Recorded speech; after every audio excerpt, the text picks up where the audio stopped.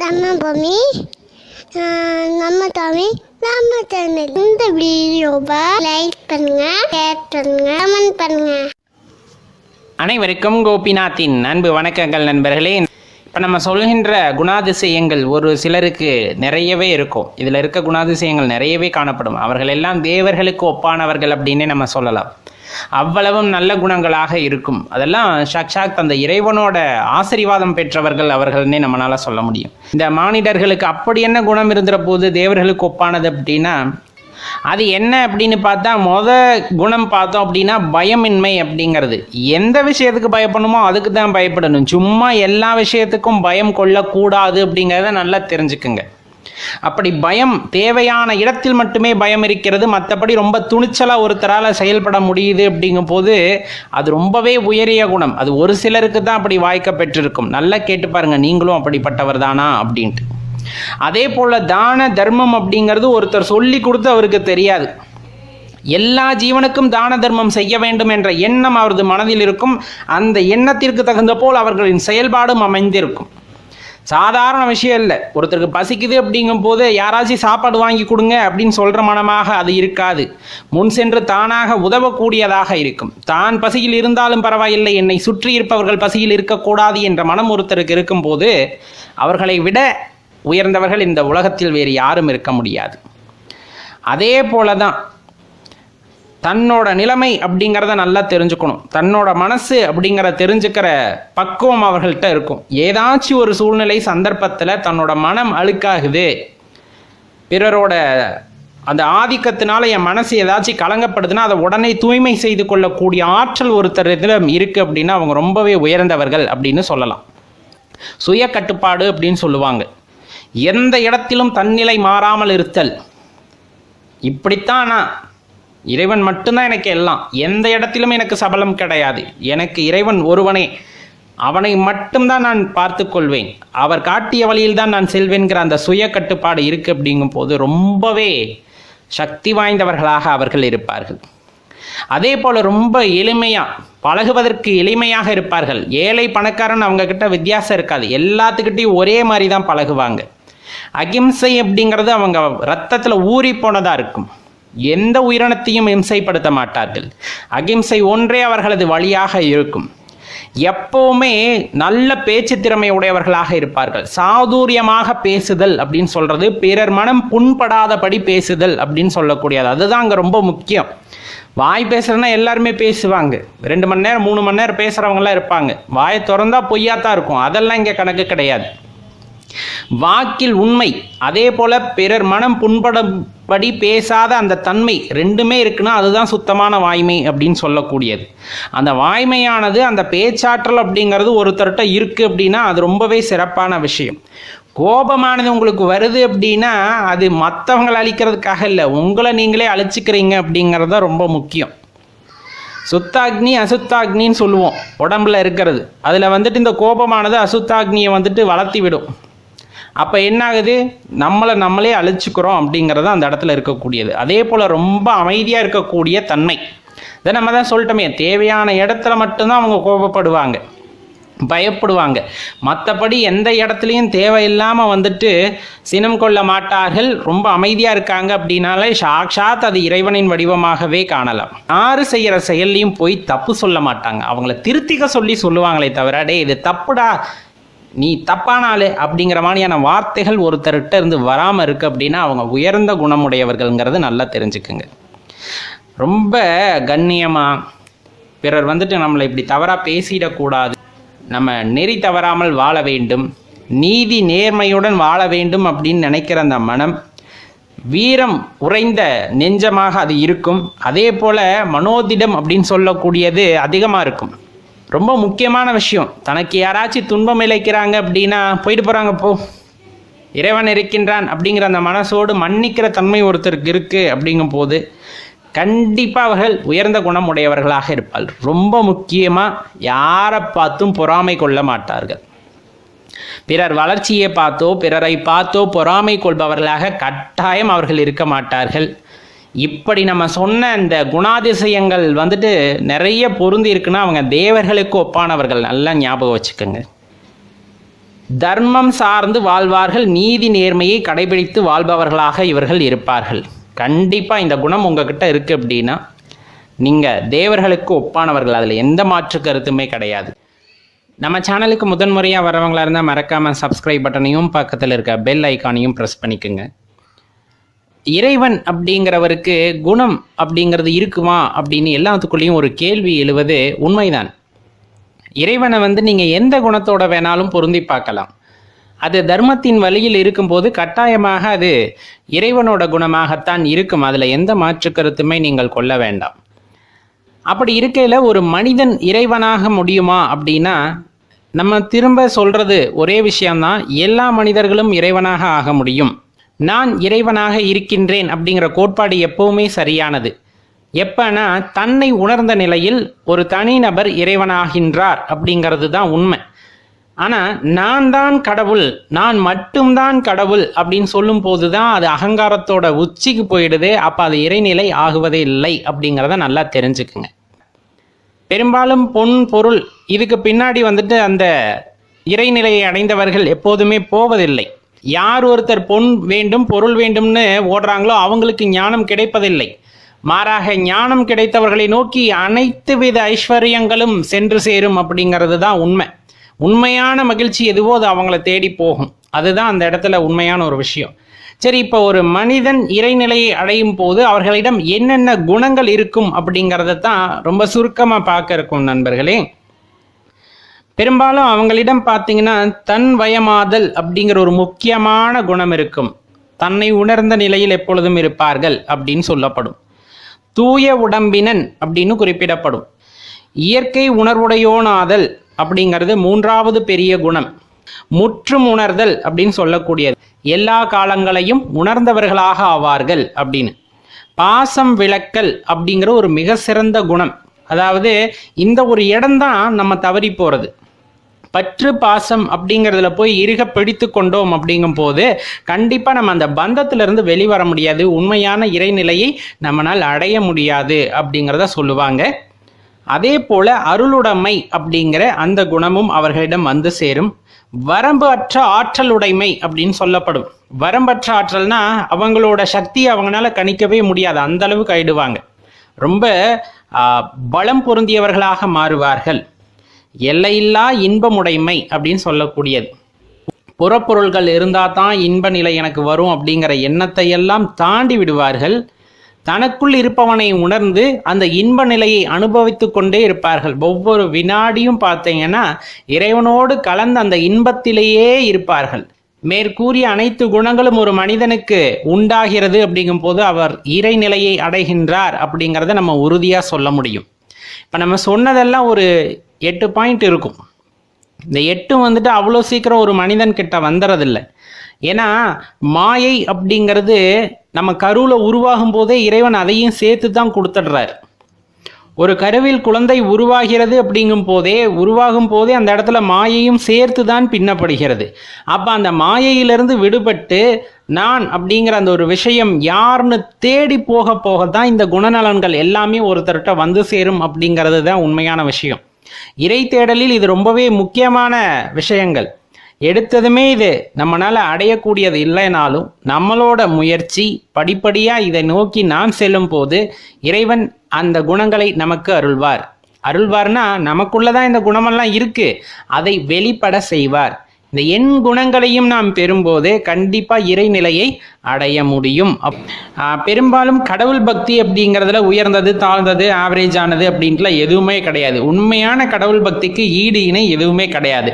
அப்படி நீங்கள் உண்மையான கடவுள் பக்தி வச்சுருக்கீங்க அப்படிங்கும் போது அல்லது அந்த கடவுளை நீங்கள் உணர்ந்து விட்டீங்க அப்படிங்கும் போது உங்களுக்குன்னு சில சிறப்பு பண்புகள் எப்போவுமே இருக்கும். அந்த பண்புகளை தான் நம்ம இப்போ சொல்ல போகிறோம். அதில் உங்களுக்கு என்ன இருக்குது அப்படின்னு பாருங்கள். அப்படி நம்ம சொல்ல வர்றதுல ஏதாச்சும் குணங்கள் உங்களுக்கு இருக்குது அப்படின்னா உண்மையாலுமே நீங்கள் கிஃப்டட் பீப்புள் அப்படின்னே நம்மளால் உறுதியாக சொல்ல முடியும். அது என்னப்பா அது அப்படின்ட்டு நம்ம கேட்குறோம் இல்லைங்களா. பெரும்பாலும் இறைவனை உணர்ந்தவர்கள் அப்படிங்கிறவங்க பார்த்தீங்க அப்படின்னா ஒரு பொதுவான குணநலன்களை கொண்டிருப்பார்கள். எப்பவுமே சந்தோஷமா இருப்பாங்க. எப்பவுமே சந்தோஷமா இருக்குன்னா சாமியை கும்பிட்டாதான்ப்பா கஷ்டமே வருது அப்படின்னா நம்ம இன்னுமே வந்துட்டு முழுமையா சரணடையலை அப்படிங்கிறத தெரிஞ்சுக்குங்க. உண்மையான ஆன்மீகத்தில் ஈடுபட்டவர்கள், உண்மையாலுமே இறைவனை உணர்ந்தவர்கள், எவ்வளவு கஷ்டம் வந்தாலும் சரிதான் எல்லாத்தையும் தூக்கி கொண்டு போய் இறைவனோட பாதத்தில் வச்சுட்டு பயங்கர ஹாப்பியாக இருப்பாங்க, சந்தோஷமா இருப்பாங்க. இது பிரச்சனை எனக்கு கிடையவே கிடையாது, இது அவருக்கு வந்த பிரச்சனை, அவரு தான் பார்த்துக்கணும், நான் ஏன் பார்த்துக்கணுன்ட்டு இயல்பான வாழ்க்கையில் போயிட்டே இருப்பாங்கங்க. அந்த மாதிரி நீங்க இருக்கீங்களா? யோசிச்சு பாருங்க. அப்ப நீங்க உண்மையாலுமே மெய்ப்பொருளை கண்டு கொண்டீர்கள் அப்படின்னு தான் நம்மளால சொல்ல முடியும். அதே போல இந்த உலகத்துல பிறந்த எல்லாத்தையுமே சமமா நினைப்பாங்க. சமமான எப்படின்னா, இப்போ எனக்குன்னு ஒரு மரியாதை நான் எதிர்பார்ப்பேன் இல்லைங்களா, அந்த மரியாதையை நான் பிறருக்கு கொடுப்பேன். அது ஜீவராசிகளாக இருந்தாலும் சரி, மனிதர்களாக இருந்தாலும் சரி, மரமாக இருந்தாலும் சரி, எல்லாத்தையும் சமமாக பாவிக்கிற குணமானது இறைவனை உணர்ந்தவர்களிடம் கட்டாயமாக இருக்கும். அதில் எந்த மாற்று கருத்துமே கிடையாது. அடுத்து பார்த்தீங்கன்னா, பிறரோட வளர்ச்சிக்காக, பிறரோட நன்மைக்காக தன்னைத்தானே தியாகம் செய்வதற்கு தயாராக கூட சில பேர் இருப்பாங்க. இப்படியெல்லாம் இருப்பாங்களா அப்படின்னா கட்டாயம் இருந்திருக்கிறார்கள். ஆன்மீகவாதிகள் என்பவர்கள் தன்னலத்திற்காக வாழ்பவர்கள் அல்ல, பிறர் நலத்திற்காக, அதுவும் குறிப்பாக பொது நலத்திற்காக தன்னோட வாழ்க்கையவே அர்ப்பணித்துக் கொள்பவர்கள் தான் உண்மையான ஆன்மீகவாதிகள். இப்போ சித்தர்கள் நம்ம பார்க்குறோம். சித்தர்கள் தனக்குள்ள இருக்க இறைவனை உணர்ந்து கொண்டு இறைவனை அடைந்தவர்கள் மட்டுமல்ல, தான் கற்றுக்கொண்ட அஷ்டமா சித்துகளின் வாயிலாக இந்த மனித குலத்திற்கும் அல்லது இந்த உலகத்திற்கும் தேவைப்படக்கூடிய அந்த மருந்துகளை கண்டுபிடித்தும் கொடுத்திருக்கிறார்கள். அப்ப பிறர் நலனுக்காகவே வாழ்பவர்களாக உண்மையான ஆன்மீகவாதிகள் இருப்பார்கள் அப்படிங்கிறத மறந்துடாதீங்க. துன்பம் வர்ற நேரத்திலும் பார்த்தீங்கன்னா பயங்கரமா சிரிக்கக்கூடிய ஒரே ஆட்கள் யாருன்னு பார்த்தா நம்ம ஆட்களாக தான் இருப்பாங்க. உண்மையாலுமே இறைவனை உணர்ந்தவர்கள் அல்லது இறைவனோட அந்த அருட்கருணை பார்வையை பெற்றவர்கள் எப்பவுமே துன்பம் வந்தாலும் சிரித்து கொண்டே இருக்கின்ற அந்த தன்மையை பெற்றிருப்பார்கள் அப்படின்னு சொல்லப்படுது. ரொம்ப முக்கியமாக சொல்லப்போனால் எப்பவும் அமைதி விரும்பிகளாக இருப்பார்கள். தனிமையில் இருக்க வேண்டும் என்று எண்ணுவார்கள். கலந்துரையாடல் எல்லாமே இருக்கும், ஆனால் தனிமையில் இருக்கும்போது அந்த தியானம் அப்படிங்கிற அந்த ஒரு விஷயத்தை உள்ளார்ந்து உணர்ந்ததுனால எப்பவும் தனிமையை நாடக்கூடியவர்களாக இருப்பார்கள். தன்னுடன் ஒத்த கருத்து உடையவர்கள், அதாவது நிறைய கருத்து பரிமாற்றத்தை எதிர்பார்ப்பவர்களாக இருப்பார்கள். இப்போ நம்ம ஒன்று சொல்கிறோம் அப்படின்னா அதில் ஒரு ஆன்மீக கருத்து இருக்குது அப்படின்னா அதை எடுத்துப்பாங்க. அதில் ஏதாவது தவறு இருந்தாலும் அடுத்தவங்களை புண்படுத்தாத வகையில் அதுக்கு மாற்று கருத்து சரியாக எடுத்து வைக்கக்கூடியவர்களாக இருப்பார்கள். இது எல்லாமே இறைவனால் ஆசீர்வதிக்கப்பட்டவர்களால் மட்டும்தான் முடியும் அப்படிங்கிறத மறுத்திட முடியாது. ரொம்ப நல்ல குணங்களை பெற்றிருப்பார்கள். பிறருக்கு துன்பம் செய்ய மாட்டாங்க, பிறரை ஏமாத்தணும்னு நினைக்க மாட்டாங்க, பொய் சொல்ல மாட்டாங்க, கொல்லாமையை கடைபிடிப்பாங்க. இந்த மாதிரி ஒரு சிறப்பான குணநலன்களை பெற்றிருக்கிறாங்க. அப்படிங்கும்போது கண்டிப்பாக அவங்களுக்கு இறைவனோட அருட்கருணை இருக்கின்றது. இறைவனை உணர்ந்தவர்கள் அப்படித்தான் இருப்பார்கள் அப்படிங்கிறத நல்லா தெரிஞ்சுக்குங்க. அதே போல உபதேசம் செய்வதில் வல்லவர்களாக இருப்பார்கள். தான் கற்றுக்கொண்டதை எப்போதுமே தனக்குள் வைத்துக் கொள்ளாமல் அந்த நன்மைகள் பிறரையும் அடைய வேண்டும் அப்படிங்கிற எண்ணம் படைத்தவர்களாக இருப்பார்கள். பிறருடைய கஷ்டத்தை காது கொடுத்து கேட்பவர்களாகவும் அதற்கு விடை கொடுப்பவர்களாகவும் ஆன்மீகவாதிகள் அப்படிங்கிறவங்க இருப்பாங்க. பணத்தை ஒரு பொருட்டாவே மதிக்காதவன் தான் உண்மையான ஆன்மீகவாதியா இருக்க முடியும். பணம் வரும் போகும், தேவைதான் இல்லைங்களா, ஆனால் தேவைக்கு அதிகமாக சேர்த்து வச்சுக்கிட்டு அதை பார்த்துட்டு பயப்படுறவங்க உண்மையான ஆன்மீகவாதிகள் கிடையாது. அதனால எப்பவுமே பணத்தை ஒரு பொருட்டா நினைக்க மாட்டாங்க, அது தனக்கு தேவைன்னு நினைக்க மாட்டாங்க இறைவனை உணர்ந்தவர்கள். எல்லாத்தையுமே கடவுள் கையில் கொடுத்துருங்க அப்படின்னு தான் நம்ம சொல்கிறோம். நன்மையோ தீமையோ எது நடந்தாலும் சரி அது இறைவன் பார்த்து நடத்தி வைப்பது, அது இறைவன் கையில் விட்டுட்டா உங்களுக்கு எந்த பிரச்சனையுமே இருக்காது. இப்போ நம்ம சொன்னதில் ஏதாவது குணநலன்கள் உங்களுக்கு இருக்கா அப்படின்ட்டு பாருங்களேன். கண்டிப்பாக இதில் ஏதாவது 1-2 குணங்கள் உங்ககிட்ட பொதுவாக இருக்குது அப்படிங்கும்போது கடவுளோட அருட்பார்வை உங்கள் மீது எப்போவுமே இருந்திருக்கு அப்படின்னு தான் சொல்ல முடியும். உண்மையாகவே கடவுளை உணர்ந்தவங்களுக்கு இதில் இருக்க எல்லா குணநலனுமே இருக்கும் அப்படின்னு நம்மளால் உறுதியாக சொல்ல முடியும். எல்லாத்துக்குமே மாறுபடுகின்றன. அதில் இறைவன் உரைத்த சில குணங்கள் நமக்கு இருக்கும் போது இயல்பான வாழ்க்கை முன்னேற்றமும் ஏற்பட போவதில்லை. அதே போல ஆன்மீக வாழ்க்கையில் இருப்பவர்களுக்கு அந்த உச்சத்தை தொட முடிவதும் இல்லை அப்படிங்கிறது தான் உண்மை. அப்படி என்ன அந்த குணங்கள் அப்படின்னு பார்த்தோம்னா, உழைக்காமல் வருகின்ற பணத்திற்கு ஆசைப்படுவது. இது பெரும்பாலும் இன்னைக்கு நிறைய பேத்துக்கிட்ட இருக்கு இந்த குணம். அது மிகவும் தவறான குணம் அப்படிங்கிறத இந்த இடத்துல நம்ம கருத்தில் கொள்ள வேண்டும். நம்மளோட உடல் உழைப்போ நம்மளோட எந்த ஒரு கான்ட்ரிபியூஷனும் இல்லாமல் நமக்கு ஒரு பணம் சேருதுன்னா அது தவறான பணமாகத்தான் இருக்கும். அது வருவதனால் நமக்கு இன்பம் வருகிறதோ என்னமோ தெரியாது, அது கூடவே துன்பத்தையும் கூட்டிட்டு வந்துடும்.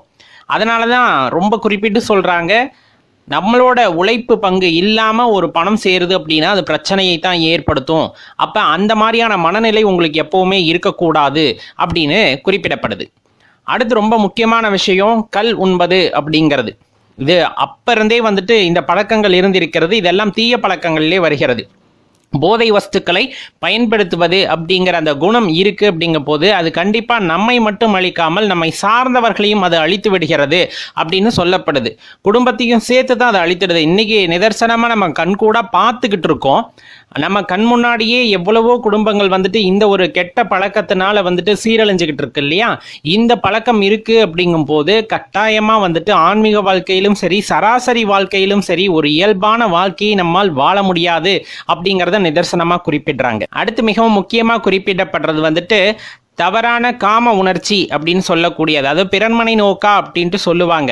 இப்போ ஒருவனுக்கு ஒருத்தி அப்படிங்கிறது நம்மளோட பண்பாடு அப்படிங்கிற மாதிரி இருந்தாலும் இன்னைக்கு இருக்க சில காலகட்டங்களில் நம்ம பார்க்க முடிகிறது தவறான உறவுகளின் காரணமாக 2 குடும்பங்களுமே அழிந்து போவதையும் நம்மால் காண இயல்கிறது. அதைத்தான் இந்த இடத்துல குறிப்பிட்டு சொல்றாங்க.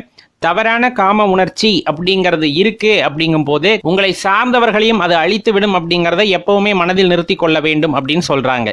அடுத்து மிகவும் முக்கியமாக குறிப்பிடப்படுவது உயிர் வதை அப்படிங்கிறது. இறைவனாகப்பட்டவர் எல்லா உயிர்களாகவும் இருக்கின்றார் அப்படின்னு சொல்லும் போதே கண்டிப்பா எல்லா உயிர்களுக்குமான மரியாதையை வந்துட்டு நாம் கொடுத்திருக்க வேண்டும். அதை துன்பப்படுத்துவதோ, அதை துயரப்படுத்துவதோ அல்லது அதை கொலை செய்வதோ வந்துட்டு பெரிய பாவமாகவே கருதப்படுகிறது. இது எல்லாம் நம்ம வாழ்க்கையில வந்துட்டு கர்மாவை வந்து சேர்த்து வச்சுக்கிட்டே வரும். நம்ம செய்யக்கூடிய அந்த பாவங்களுக்கான அந்த பலன்கள் யாவும் கர்மாவாக சேர்ந்து கொண்டே வருகிறது. ஒரு காலகட்டத்தில் நம்மையே அது பாதிக்கவும் செய்கிறது அப்படிங்கிறதா உண்மை. அதனால இதுவரையிலும் நம்ம பண்ணியிருந்தோம்னாலும் இனிமேல் கொஞ்சம் திருத்திக்கிறது ரொம்பவே நல்ல செயலாக அது இருக்கும் அப்படிங்கிறத தான் இந்த இடத்துல நீங்க புரிஞ்சுக்கணும். அதுக்கப்புறமா பார்த்தோம் அப்படின்னா அதர்மத்தின் வழியில் சேர்க்கக்கூடிய பணம் அப்படின்னு சொல்லக்கூடியது. அப்ப முதல்ல பார்த்தது என்னோட உழைப்பில்லாம வருது அப்படிங்கும் போது அதுவும் தப்பு தான். அதர்மத்தின் வழி செய்கின்ற பணம் அப்படிங்கிறது உங்களுக்கே நல்லா தெரிஞ்சிருக்கும். ஒரு சில வழிகளில் வந்து பணம் சேர்ப்பது தவறு அப்படின்னு சொல்லப்படும். என்னன்னா சூது விளையாடுவது அப்படின்னு சொல்லக்கூடியது ரொம்பவே தவறான விஷயம் அப்படின்னு அங்க குறிப்பிடுவாங்க. அதே போல போதைப் பொருள் கடத்துறது, இந்த மாதிரி நிறைய விஷயங்கள் அந்த இடத்துல குறிப்பிட்டு சொல்லலாம். இதெல்லாம் தர்மத்துக்கு எதிரான விஷயங்கள். அப்படி நம்ம சேர்க்கின்ற பணத்தினாலும் நம் குடும்பத்திற்கு பெரிய இழுக்கு ஏற்படும், அதற்கான பாதிப்புகள் கட்டாயமா உண்டாகிவிடும் அப்படின்னு தான் நம்ம தர்மங்கள்ல குறிப்பிடப்பட்டிருக்கு நண்பர்களே. அதே போல பிறர் மீது வந்து அதீத கோபம் கொள்வதோ பொறாமை கொள்வதோ இருக்கு அப்படிங்கும் போதும் நம்ம வாழ்க்கையோட சிறத்தன்மை அந்த இடத்துல கேள்விக்குள்ளாக்கப்பட்டுவிடும். நம்மளோட வாழ்வும் வந்துட்டு ஒரு அந்தரத்துல நிக்கிற மாதிரி ஆயிடும். என்னதான் நம்ம ஹார்ட் ஒர்க் பண்ணினாலும், என்னதான் நம்ம வந்துட்டு நல்லவர்களாக இருந்தாலும், மேற்கூறிய இந்த சில குணங்கள் நம்மிடம் இருக்கும் போது கட்டாயமா இது எல்லாம் நம்மளுக்கு பிரச்சனைகளை தான் உண்டாக்கிவிடும் அப்படிங்கிறத மனதில் நிறுத்திக் கொள்ளுங்கள். இந்த உணவை உட்கொள்கிறவர்களின் குணநலன் அதை சமைப்பவர்கள் அதை பரிமாறுபவர்களின் எண்ணங்களை பொறுத்தும் மாறுபடும் அப்படிங்கிறத நம்ம பக்குவமாக உணர்ந்துக்கிட்டு தான் ஆகணும். இது பிற்போக்குத்தனமானது அப்படி இப்படின்லாம் நீங்கள் நினைக்க வேண்டாம். உண்மையாகவே உங்களுக்கு இந்த அனுபவம் இருக்கிறதா என்று பாருங்கள். பெரும்பாலும் நம்ம பெரியவங்க சொல்கிறது வெளியெல்லாம் போய் சாப்பிடாத, வீட்டுக்கு வந்து சாப்பிடு அப்படின்னு சொல்ல கேள்விப்பட்டிருப்பீங்க. இப்போ தொலைதூர பயணம் போகிறோம் அப்படிங்கும் போது வேறு வழி இல்லை, சில உணவு விடுதிகளில் சாப்பிட்டு தான் ஆகணும். அது போய் சாப்பிட்டு வந்ததுக்கப்புறம் பார்த்தீங்கன்னா கொஞ்ச நாளைக்கு அந்த உடல் நலன் அப்படிங்கிறது ஒரு மாதிரி தான் இருக்கும். வீட்டு சாப்பாடு சாப்பிட்ற மாதிரி இருந்திருக்காது. சரி, இதெல்லாம் ஏன் இப்போ நம்ம சொல்ல வர்றோம்?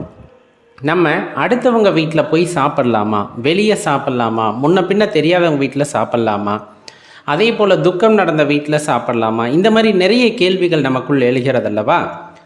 அதற்கான விடையாகத்தான் இந்த பதிவு இருக்க போது. மீண்டும் சொல்கிறேன், இதை பிற்போக்குத்தனமானது என்று நினைக்க வேண்டாம். அவரவர் அனுபவம் பொறுத்தது அப்படிங்கிறத தெளிவாக தெரிஞ்சுக்கங்க. இப்போ மகான்கள் பார்த்தீங்க அப்படின்னா அடிக்கடி குளிப்பாங்க. அது அவர்களுக்கே உண்டான தன்மை. அந்த குளியல் அப்படிங்கிற ஒரு விஷயம் அவர்களை தூய்மைப்படுத்தி கொண்டே இருக்கும் அப்படிங்கிறதுக்காக அது சொல்லப்படும். அதே மகான்கள் வெளியே பெரும்பாலும் எங்கேயும் சாப்பிட மாட்டாங்க. சாப்பிட்றதும் பார்த்தீங்கன்னா சில பேர் வந்துட்டு யாசகமாக பெற்று சாப்பிடுவார்கள். அதுவும் சில வீடுகளுக்கு சென்று தான் வாங்கி சாப்பிடுவாங்க. உங்களுக்கு நல்லா தெரியும். இன்றைக்கும் பெரும்பாலும் வாழ்கின்ற சித்தர்கள் இருக்கிறாங்க. நிறைய பேர் இன்றைக்கி சித்த பெருமக்களை நம்ம தேடி போகிறோம் இல்லையா. அப்போ பார்த்தீங்கன்னா அவங்க உணவை எல்லாத்துக்கிட்டையுமெல்லாம் வாங்கிக்கிறது இல்லை. ஒரு சிலர்கிட்ட இருந்து தான் அவங்க உணவை வாங்கிக்கிறாங்க. அதுக்கெல்லாம் காரணம் என்ன அப்படிங்கிறத நம்ம யோசித்து பார்க்க வேண்டும். ஒரு பக்கம் அம்மா சமைச்ச சாப்பாடை சாப்பிட்டா ஆரோக்கியமாக இருக்கிறோம், ரொம்ப சந்தோஷமாக இருக்கும். அம்மா ஒரு நாள் வந்துட்டு கொஞ்சம் சோகமாக சாப்பாடு செஞ்சாங்க அப்படின்னா அந்த சாப்பாட்டில் அந்த சுவையின் தாக்கம் இருக்கிறது, குறைந்து விடுகிறது. அன்று சாப்பிடுகின்ற அந்த உணவிலே சின்ன வேறுபாடானது காணப்படும். அம்மாவோட தினசரி சமையலுக்கும் அன்றைய சமையலுக்குமான வேறுபாடு அப்படிங்கிறது கட்டாயமாக இருக்கும். அது நம் உடல் நலத்தையும் சில நேரங்களில் தொட்டு பார்ப்பதாக இருக்கும்.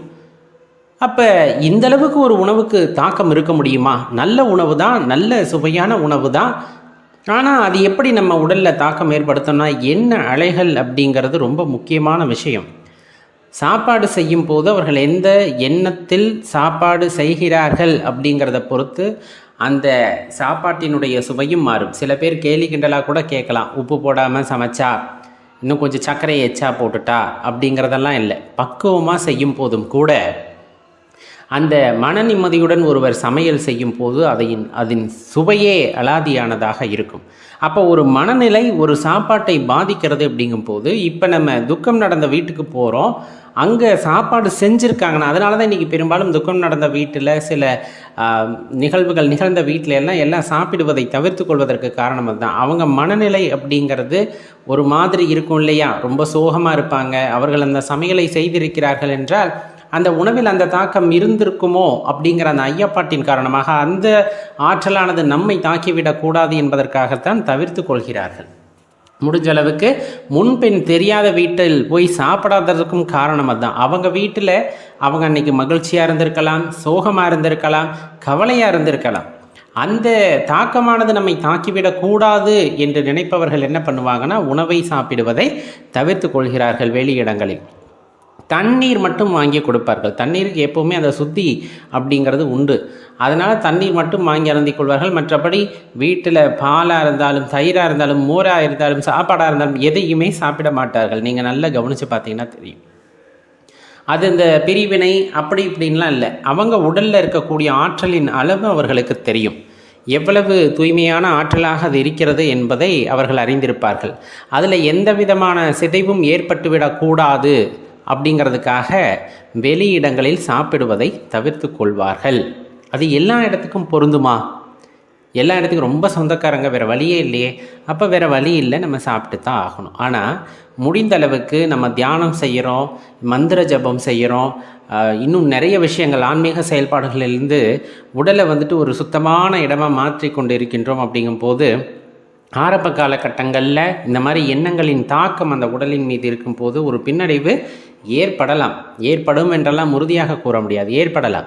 அப்போ அந்த நேரத்தில் தான் நம்ம சொல்கிறது, இந்த தியானம் செய்யும் போது சில 48 நாளைக்கு எங்கேயும் போய் சாப்பிடாதீங்க, வெளியே போய் சாப்பிடாதீங்க. இந்த மாலை போடுறவங்களுக்கெல்லாம் அதுதான் சொல்லுவாங்க. 48 நாள் 36 நாள் நீங்கள் என்ன மாலை போட்டாலும் வெளியே போய் சாப்பிடாதீங்க, சுத்தபத்தமாக இருங்க, கீழே படுத்து தூங்குங்க, மந்திர ஜபம் செய்யுங்கன்னு சொல்கிறதுக்கான காரணம் எல்லாம் அதுதான். அப்போ உணவு அப்படிங்கிறது ஒரு மனிதனின் வாழ்க்கையில் மட்டுமல்ல, அந்த உடல் அளவிலும் அது தாக்கத்தை ஏற்படுத்தும்.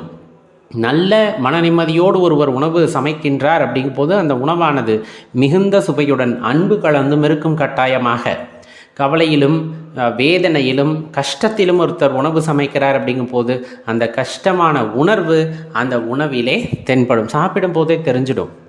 நல்ல அனுபவித்து சாப்பிட்றவங்களுக்கு தெரியும் இந்த உணவில் அவ்வளோ ருசி இல்லை அப்படின்னு தெரியும் போதே அதை செய்தவர்களிடம் இருக்கக்கூடிய எண்ண அலைகளை அவர்களால் உணர்ந்து கொள்ள முடியும், நல்ல அந்த எண்ண அலைகளை பற்றி அறிந்தவர்களுக்கு. அதனால தான் பெரும்பாலும் வெளியே சென்றால் சாப்பிடுவதை தவிர்த்து கொள்ளுங்கள். தெரியாதவர்களிடம் இருந்து உணவு வாங்கி அதாவது சமைத்து கொடுக்கிறார்கள் அப்படிங்கும் போது சில பேர் அன்னதானம் செய்யணும் அப்படின்ட்டு செய்து கொண்டு வந்து கொடுப்பாங்க இல்லையா, அவங்கெல்லாம் அந்த மனதளவில் இறைவனை நினைத்து கொண்டு இந்த தானம் செய்யும் பொழுது அனைவரும் ஏற்றுக்கொள்ள வேண்டும், இந்த காரியம் வந்துட்டு சிறப்பாக நடைபெற வேண்டும் என்று தெய்வத்தை மனதில் நிறுத்தி செய்வார்கள். அவர்கள் எல்லாம் கொடுப்பதை சாப்பிடும் பொழுது கண்டிப்பாக நமக்கும் அந்த தெய்வ உணர்வு ஏற்படும். அப்போ அன்னதானம் கோயிலில் கொடுக்குறாங்க, வாங்கி சாப்பிட்லாமான்னா கட்டாயமாக வாங்கி சாப்பிடலாம். அது கொடுக்கின்ற இடம் அவர்கள் மனதிலே இருக்கக்கூடிய எண்ணங்கள் தூய்மையாக இருக்கிறது அப்படிங்கும் போது அது நமக்கு மேலும் ஆற்றலை கொடுக்கும். அதனால தான் கோவிலெல்லாம் அன்னதானம் கொடுத்தா வாங்கி சாப்பிடுங்கன்னு சொல்கிறது. கோவிலுக்குள்ளே போனால் எண்ணங்கள் சுத்தமாகும்.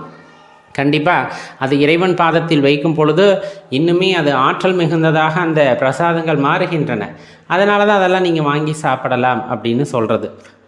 அப்போ தெளிவாக தெரிஞ்சுக்கங்க. நான் மீண்டும் சொல்கிறேன், இது பிற்போக்குத்தனம் அல்ல. ஒன்று, சில நேரங்களில் இது நமக்கு அனுபவமாக வரும்பொழுது மட்டும்தான் இதையெல்லாம் பின்பற்ற வேண்டுமோ அப்படிங்கிற எண்ணம் வரும். இன்னும் ஒரு படி மேலே போய் ஆன்மீகத்தில் ஒரு நல்ல நிலையை அடைந்து விட்ட பின்பு இது எதுவுமே அவர்களுக்கு இருக்காது. இந்த இடத்துல சாப்பிடணும், இந்த இடத்துல சாப்பிடக்கூடாது, இந்த இடத்துல பேசணும், இந்த இடத்துல பேசக்கூடாது, இந்த மாதிரி எண்ணங்கள் அந்த ஞானியர்களுக்கு இருப்பதே இல்லை. ஏன்னா அவர்கள் உணவையே தவிர்த்து விடுகிறார்கள். காற்றை மட்டுமே உணவாக எடுத்துக்கொண்டு வாழ்வதற்கு பயிற்சி அடைந்த பின்னர் இந்த உணவு அப்படிங்கிறது அவர்களை எந்த விதத்திலும் பாதிக்கப்படுவது இல்லை. இன்னும் சொல்லப்போனால் சைவ உணவு சாப்பிடுபவர்கள், அது தவிர அசைவம் சாப்பிடுபவர்கள், அந்த உடல் அமைப்பிலும் சரி, அந்த என்ன சொல்கிறது, பிஹேவியர் அப்படின்னு சொல்லுவாங்கள்ல, அவங்க நடந்து கொள்ளும் விதமே ரெண்டு பேர்த்துக்கும் மாறுபாடு இருக்கும். இது உண்மையாக ஒத்துக்கொள்ள வேண்டிய விஷயம்தான். அப்போ உணவு அப்படிங்கிறது ஒரு மனிதனில் பெரிய தாக்கத்தை ஏற்படுத்துகிறது என்பதும் போது அந்த மனிதனின் எண்ணம் அந்த உணவில் ஒரு பெரிய தாக்கத்தை ஏற்படுத்தும் அப்படிங்கிறத அனுபவபூர்வமாக உணர்ந்துக்கிட்டீங்க அப்படின்னா நம்ம சொல்கிறது ஏன் அப்படின்னு உங்களுக்கு புரிந்துவிடும் நண்பர்களே. நன்றி, வணக்கம்.